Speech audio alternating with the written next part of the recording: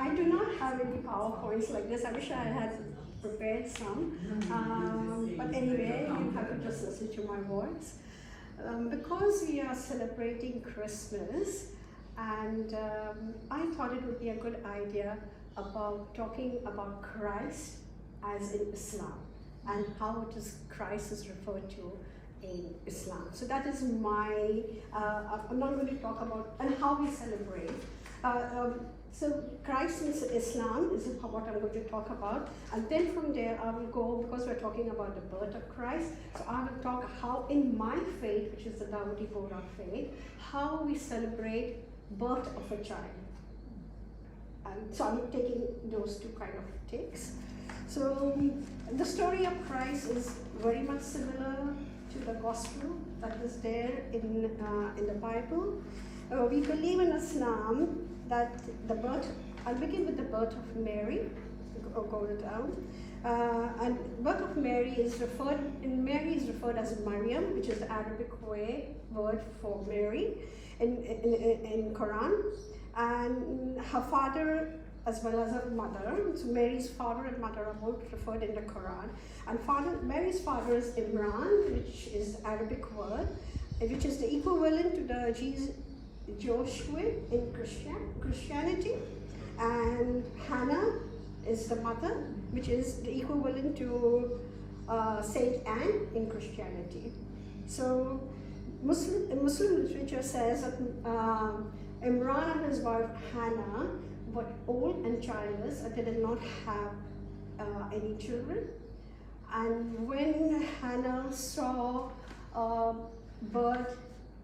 giving birth and feeding that bird, she had this desire to have a child, and she prayed to God, and God and Allah is the same.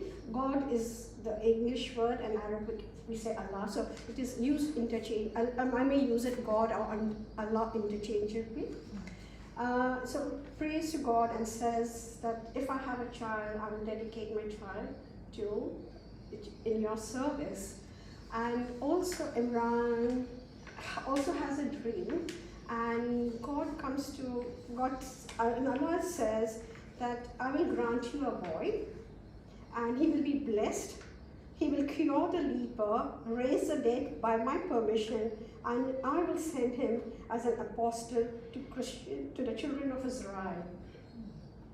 Imran refers the story to Hannah, his wife, and however, when Mary is born, Hannah says that I have delivered a female, and a male is not a female and cannot be a prophet. And in the Quran there is a verse where Allah says that Allah knows what it delivers. Therefore, when Jesus was born to Mary, he fulfills his promise to Imran. The narrative of the birth of Jesus is similar to the gospel. That angel Gabriel, or Jibreel, what we call in Arabic, comes to Mary or Maryam and tells her that good tidings have come and Allah has chosen you as the most honorable woman on this earth, and that you will give birth to a pure son. Gabriel also describes the son to be named as Jesus, and Jesus is referred in Quran as Isa, or Isa Nabi in Arabic, and this Messiah will be called a great prophet. Mary asks, how will I conceive when no man has touched me? And the angel replies that such is God. He creates what he wills.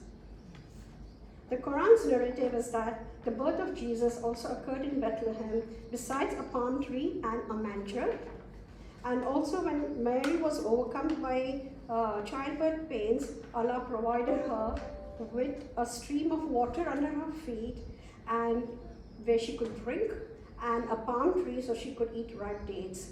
So, and the narration is also similar to the gifts arriving from the kings of Persia. And later when Joseph was commanded to take her and the child to east, that is, they went to Egypt and later returned to Nazareth. After Jesus was born, Mother Mary returns to the temple, and when elders of the temple ask Mary, where does this child come from? Mary did not say anything but points to Jesus, and Jesus says these words, I am truly a servant of Allah. He has destined me to be given the scripture and to be a prophet. He has made me a blessing wherever I go, and bid me establish prayer and give alms tax as long as I live, and be kind to my mother. He has not made me arrogant or defiant. Peace be upon the day I was born, the day I die, and the day I will be raised back to life. This is in Surah Maryam in the Quran. So Jesus defends his mother, and so in Quran there are 6 miracles attributed to Jesus, and one of the miracles is about Jesus defending his mother, because no infant speaks, but here is Jesus who comes to the defense of his mother. So that is the first miracle. That is said in the room. Then Jesus creates birds from clay. Then he heals the blind and the lepers, also through which Jesus healed through prayers, and it was witnessed by many, and it was a clear sign of his message.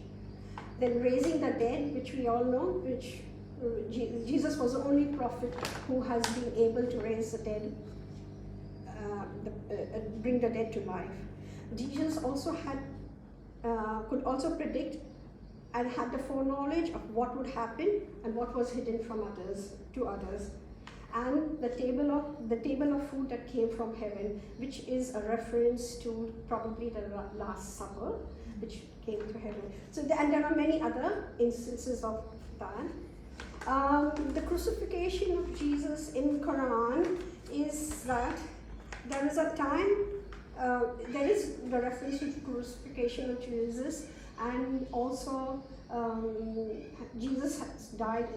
There are very several instances in the Quran, but there is one line that says, "But they have not killed him, not crucified him." So this literal meaning, what it means is that many say that this time does not deny the actual event of Jesus dying on the cross, but it means that people who thought that they would be able to kill Jesus, that did not happen, because Islam believes, Muslims believe that Jesus was born by the will of God, and there was no man could kill Jesus unless it was the will of God. So Jesus could die by the will of God, not by any man. And so that the interpretation of that line is that way. And also, it also means there is an allegorical reference that the word means that the message of God lives on, although physically no more. So that is what the meaning it means.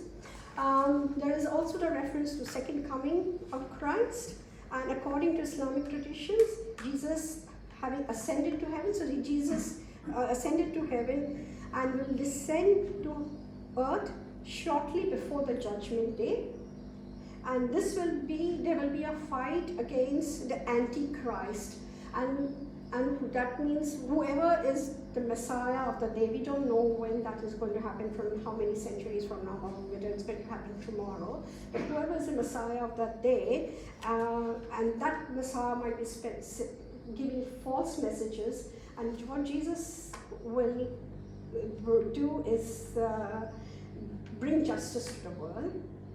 And so this is very unique, because in Islam we believe in all the 5 prophets: Noah, Moses, Abraham, Jesus, but not the Prophet Muhammad.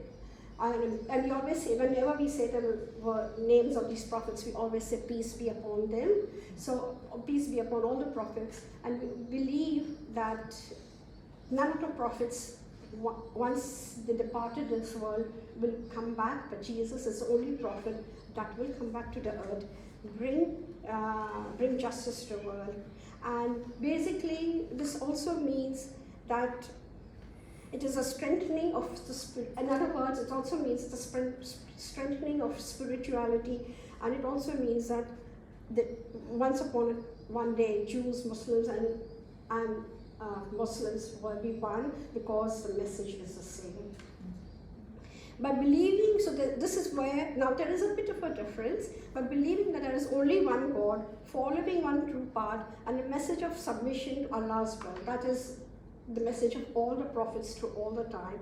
And so that is what all the prophets believe, and that is what Islam says, and that is what Muslims believe, true submission to Allah. So in Islam, we also believe that Jesus is a precursor to the Islamic prophet Muhammad. According to the Quran, the coming of Muhammad was predicted by Jesus in Psalm 61.6, and it's in the Old Testament, and that he has prophesied the latter is coming. Jesus appears, overall, Jesus appears in the Quran 97 times. And Jesus speaks of the messenger, that is Muhammad, as Ahmad, and Jesus is mentioned in the Quran 97 times, and about 78 times directly as Isa, or by his title, Messenger of God, a Messenger of God. The Quran refers to Mary 70 times and explicitly identifies her as the greatest woman ever lived. So there are other references to other women in the Quran, but Maryam, Maryam or Mother Mary, has the exalted position in Allah's eyes. Also, we believe that when Jesus was, we also believe in the Immaculate Conception, and that is when Jesus was born, and when Mary was giving birth to Jesus, a veil, Allah placed a veil so that Satan could never touch Allah and Mary. So we believe in that. And in the Quran, there are references to many other women, but Mother Mary has an entire chapter. There is an entire chapter dedicated to Mother Mary in the Quran, and she is referred in the Quran as the other names for Mary are Kanita, which is in constant submission to God; Siddiqa, which means confirms the truth, the one who has faith;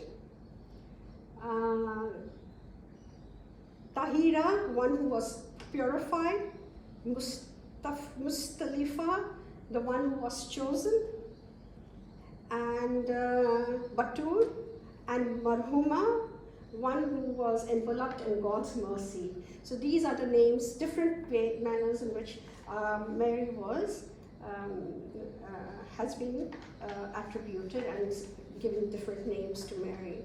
Mother Mary to Jesus, there are many mosques in the world that are in the name of Mother Mary. Mary, Mother of Jesus Mosque is here in Hoppers Crossing in Victoria. Then there's another mosque which is called Mosque Mariam, which is in Chicago. There's another mosque, Kaibu Mariam, which is in California, Berkeley, California. There's Maria Uma Elsa, which means Mary, Mother of Jesus, which is in Abu Dhabi.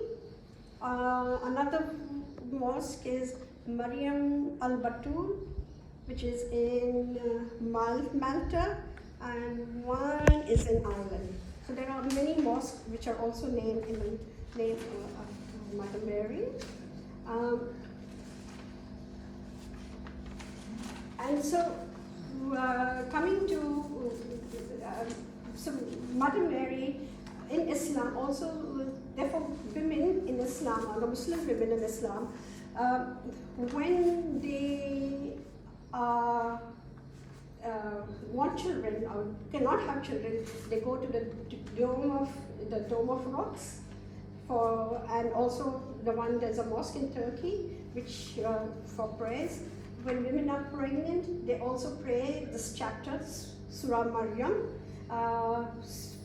to have an easy delivery, and for the well-being of their child.